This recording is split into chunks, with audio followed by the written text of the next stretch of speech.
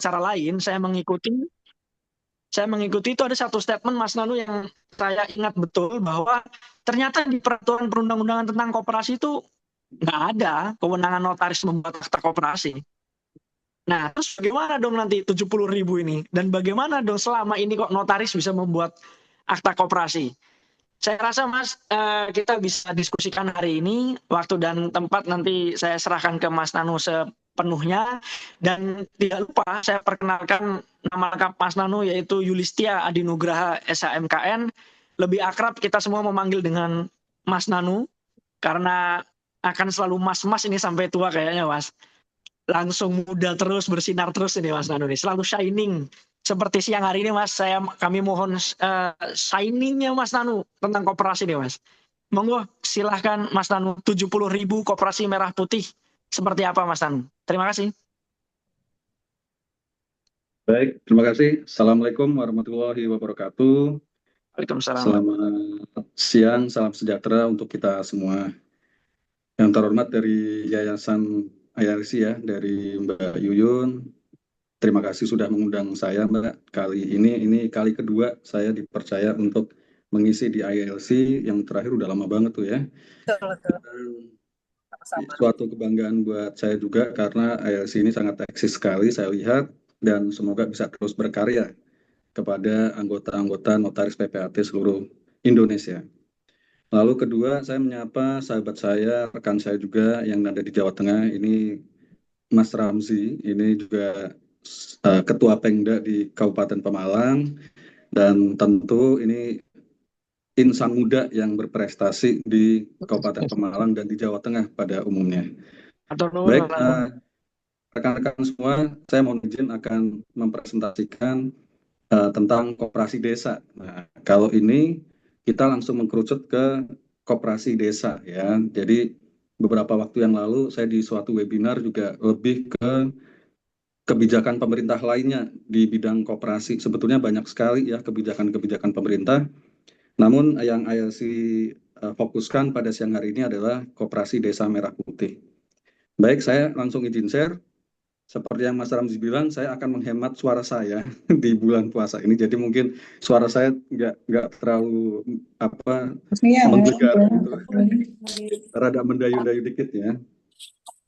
Saya izin share dulu.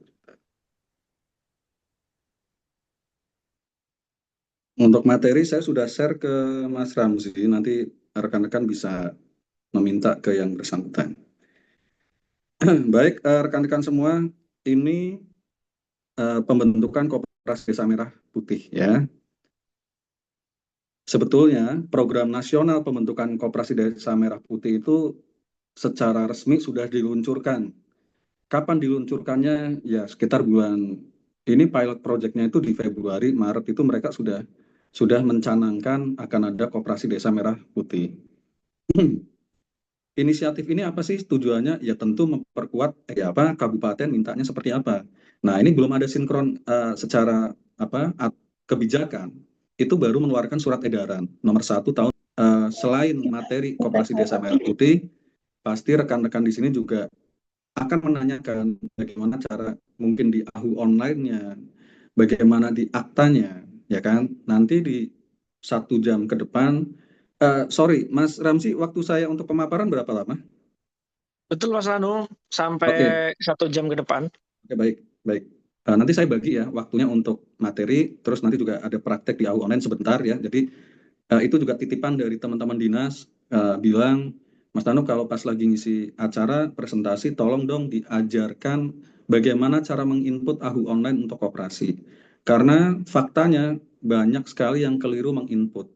Termasuk Izin Mas Nanu, silakan. izin. Pemaparan 1 jam ke depan, kemudian tadi sisanya bisa untuk praktek, tanya jawab, dan lain sebagainya sampai setengah 4 sore Mas Nanu. Oke, cuma saya Baik. kayaknya nggak sampai setengah 4 ya Mas. Saya Baik ada Mas Nanu. Siap. Baik, saya lanjutkan.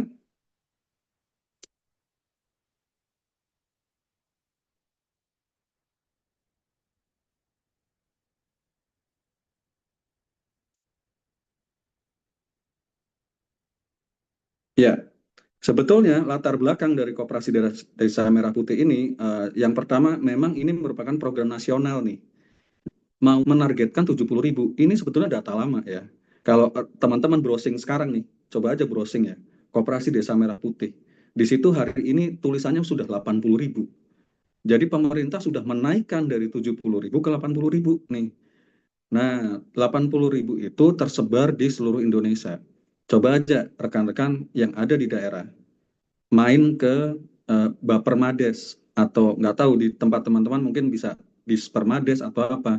Coba main ke sana dan tanya di sana. Karena pelaksananya nanti itu ada Bapermades dan Dinas Koperasi yang dari daerah. Bapermades itu pasti punya data desa di seluruh kabupaten. Contoh, Kabupaten Pemalang. Ini ada berapa desa nih? Nah, di situ masing-masing desa diharapkan untuk membuat satu koperasi.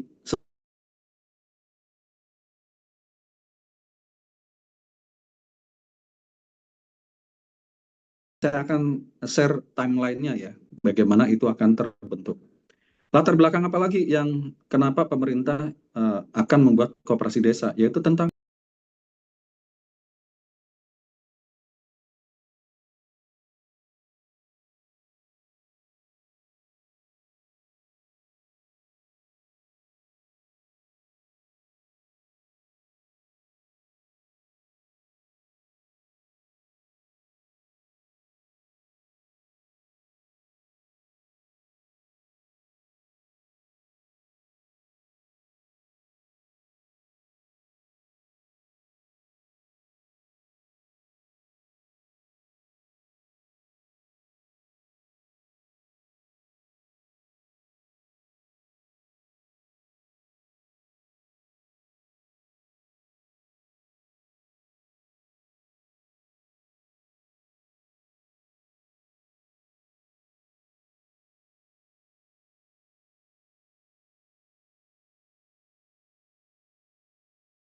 persen dana BUMDes yang diselewengkan, dana desa, sorry. Nah, gitu ya. Jadi ada kontroversi lagi bilang itu kan mainannya desa, kenapa diganggu-ganggu gitu, ya. Pasti rekan-rekan ketika turun ke desa nanti begitu ada pembentukan akan ketemu dengan stigma seperti itu. Tapi sekali lagi dari awal saya sudah bilang bahwa kontroversi itu bukan ranahnya notaris. Kita cukup nanti dalam waktu pendirian atau perubahan anggaran dasar.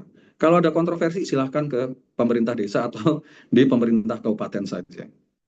Jadi setelah penguatan ekonomi ada peluncuran resmi ya, latar belakangnya itu diluncurkan yang resmi nanti pada saat peringatan Hari Koperasi di tanggal berapa? Tanggal 12 Juli 2025. Itu peluncuran resmi secara nasional. Maksudnya ini diluncurkan ini berarti udah ready nih. Udah ready itu apa? Sudah ada aktenya, sudah ada SK-nya, sudah ada NPWP-nya, sudah ada NIB-nya. Itu sudah lengkap nih di bulan Juli itu akan diluncurkan pertama kali oleh Bapak Prabowo. Nah, bocorannya nih, saya kasih bocoran nih. Jawa Tengah ini pilot project-nya. Kita tahu koperasi di seluruh Indonesia itu yang paling banyak, yang pertama itu sebenarnya ada di Jawa Timur, tempatnya Mbak Yuyun nih. Yang kedua baru Jawa Tengah. Kenapa Jawa Tengah dikasih pilot project? Karena apa? Karena ya pemerintah menganggap oke ini Jawa Tengah mampu nih untuk pilot project di bulan April gitu.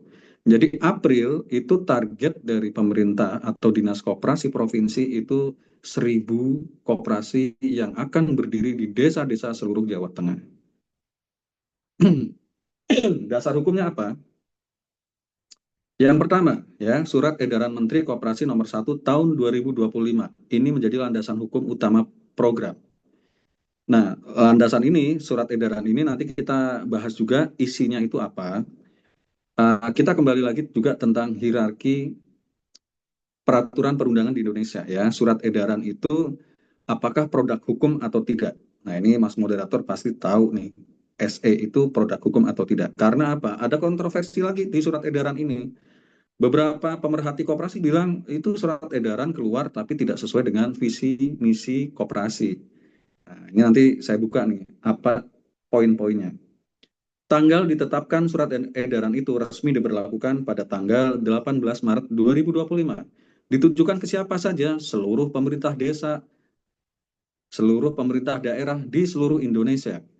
Jadi kalau rekan-rekan yang ada di daerah saat ini tidak siap menerima pekerjaan Koperasi Desa Merah Putih, ya rugi. Ya, saya yakin ini karena ada Lebaran ya, kepotong nih.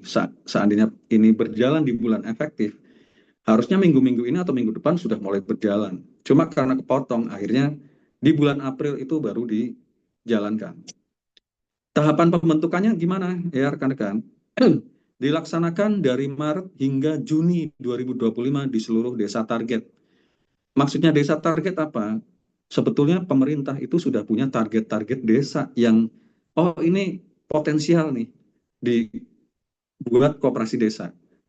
Nah, bagaimana pemerintah mengatur target itu? Itu berdasarkan dari Satgas Koperasi Desa. Satgas itu sudah dibentuk ya. Nanti kita bahas lagi nih, Satgasnya siapa saja di situ. Lalu bagaimana cara pembentukannya? Yang harus dilakukan pertama kali nanti adalah musyawarah desa. Nah, musyawarah desa itu pengumpulan aspirasi kesepakatan masyarakat untuk membentuk koperasi. Musyawarah desa ini juga dihadiri oleh desa-desa, sorry, maksudnya dihadiri oleh unsur-unsur desa. Ada perangkat desanya, ya, ada masyarakat dari desa tersebut. Tentu dengan pendirian, apakah sama atau tidak, Mas? Pendiriannya sama saja. Cuma kalau misalnya di koperasi bukan koperasi desa, rapat pendiriannya kan tidak harus pakai desa kan. Nah, kalau di Koperasi Desa Merah Putih itu harus melalui Musdes. Kalau teman-teman tahu dasar pembentukan BUMDes, itu salah satunya juga Perdes yang diawali dari Musdes tersebut. Artinya, untuk mendirikan Koperasi Desa Merah Putih harus ada musyawarah desa dulu. Jangan terima kalau misalnya ada tulisan berita rapat pendirian Koperasi Desa Merah Putih tapi tidak melalui Musdes. Ya, jangan diterima kalau berita acara rapatnya seperti itu. Minta dibetulkan dulu. Oke. Yang ketiga, pengesahan badan hukum, ini pengurusan dokumen legal dan pengesahan oleh Kementerian Koperasi. Maksudnya Kementerian Hukum ya. Jadi dokumen legal tentu ada akta notaris, ada SK pengesahan ya, nanti dari Kementerian Hukum. Nah, akta notaris siapa yang mempersiapkan? Tentu NPAK. NPAK di seluruh Indonesia. Jadi rekan-rekan yang saat ini eh, belum punya SK, itu harusnya sih segera ya ngurus nih. Karena diklat NPAK terdekat itu ada di bulan April akhir. Setidaknya ada 2 kota di Banjarmasin dan Kuningan yang sudah ready di bulan April untuk mengadakan diklat NPAK. Bagi rekan-rekan yang sudah punya SK NPAK, ya dipersiapkan lagi. Seringkali kita sering mendengar bahwa, Mas, saya itu tidak pernah ngerjain akta koperasi. Jadi kalau ada kerjaan ditolak gitu atau dilempar ya ke rekan-rekan yang mungkin lebih paham koperasi. Itu sangat sayang sekali. Hari ini aja saya cuma bahas satu program pemerintah koperasi desa ya. Banyak sekali program pemerintah lain kayak koperasi pertambangan yang dapat prioritas untuk dia itu masuk sebagai tender. Jadi di tender itu pasti dia punya jalur tol gitu. Kalau dia pakai koperasi tambang gitu. Banyak sekali ada koperasi tambang, ada makan bergizi gratis. Itu juga koperasi juga bisa masuk ya. Lanjut. Model pembentukan, mohon diperhatikan, ini juga penting ya, karena inilah nanti yang akan teman-teman lakukan pada saat dihadapkan dengan pembentukan koperasi desa. Jadi koperasi desa itu dibentuk dengan 3 cara. Yang pertama pembentukan baru, mendirikan koperasi dari awal di desa yang belum memiliki koperasi nih. Sebetulnya desa yang belum memiliki koperasi ini uh, rasionya sangat kecil sekali ya, karena hampir setiap desa itu pasti punya koperasi. Artinya, pembentukan baru untuk Koperasi Desa Merah Putih itu akan bukan diprioritaskan maksudnya. Yang diprioritaskan yang ada di ini nih. Nah, revitalisasi, pengembangan. Misalnya, sudah ada koperasi di situ yang eksis ya. Sudah ada koperasi KUD Minajaya misalnya. Nah, KUD Minajaya ini kita masukkan sebagai koperasi desa merah putih dengan cara apa? Perubahan anggaran dasar ya. Jadi direvitalisasi ini misalnya menghidupkan kembali koperasi yang kurang aktif atau tidak berfungsi optimal. Banyak sekali koperasi-koperasi yang ada di seluruh Indonesia ini statusnya non aktif. Nonaktif itu bagaimana Mas Nanu? Ada koperasinya, tapi tidak pernah melakukan rapat anggota.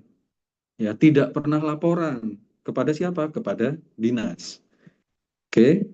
Jadi dari tiga hal ini memang yang ada tantangannya itu memang revitalisasi karena PAD itu tidak semudah pendirian. Saya ulangi ya, PAD itu tidak semudah pendirian. Kalau pendirian, teman-teman tinggal draft ya, lalu dibikin draftnya, diinput, nanti masuk ke akte, selesai, SK, cetak. Tapi kalau